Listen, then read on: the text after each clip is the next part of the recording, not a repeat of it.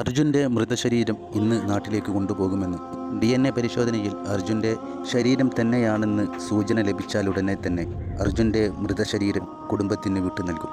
ഇത് അർജുൻ്റെ ശരീരം തന്നെയാണ്.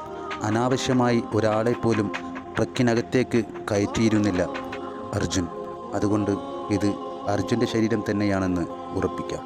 അർജുനെ കാണാതായ 71 ദിവസവും ഷിരൂരിൽ തങ്ങിയ മനാഫ് എന്ന ലോറി ഉടമ തൻ്റെ ബിസിനസ്സിൻ്റെ ഭാവി തകർന്നതായും തൻ്റെ സ്ഥലം മറ്റുള്ളവർ കയ്യേറിയതായുമെല്ലാമുള്ള വാർത്തകൾ നമ്മൾ കണ്ടില്ല. കള്ളക്കടത്തുകാരനാണെന്നും കുഴൽപ്പണക്കാരനാണെന്നുമെല്ലാം പറഞ്ഞ് പലരും മനാഫിനെ ക്രൂശിക്കാൻ നോക്കി. പക്ഷേ മനാഫിൻ്റെ വീടും മറ്റും കണ്ടപ്പോഴാണ് മനാഫ് എത്തരത്തിലൊരു മനുഷ്യനാണെന്നുള്ളത് മനസ്സിലാക്കാൻ പറ്റി. അർജുൻ തൻ്റെ മകന് വേണ്ടി വാങ്ങിവെച്ച കളിപ്പാട്ടം കണ്ടതും മനസ്സിൻ്റെ വളരെ വലിയ വേദനയിലേക്കാണ് തള്ളിവിട്ടത്.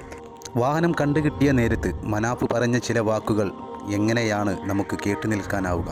ഇത് കാരണം ഞാൻ വലിയ പ്രയാസമാണ് അനുഭവിച്ചത്. എന്നെ മറ്റുള്ളവർ പലതരത്തിൽ ചിത്രീകരിക്കാനും ശ്രമിച്ചു.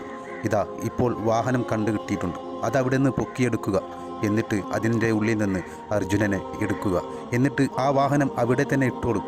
എനിക്ക് ആ വണ്ടിയും വേണ്ട, അതിലുള്ള മരവും വേണ്ട.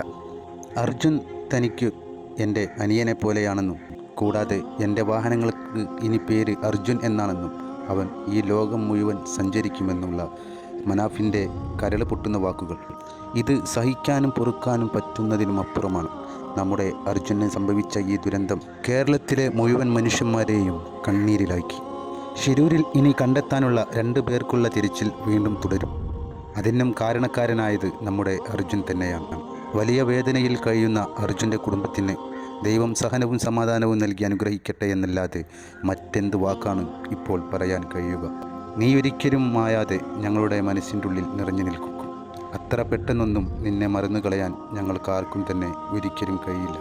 കാരണം അത്ര വലിയ വേദനയാണ് നിൻ്റെ വിയോഗം ഞങ്ങളുടെ ഉള്ളിൽ കുത്തി നിറച്ചത്.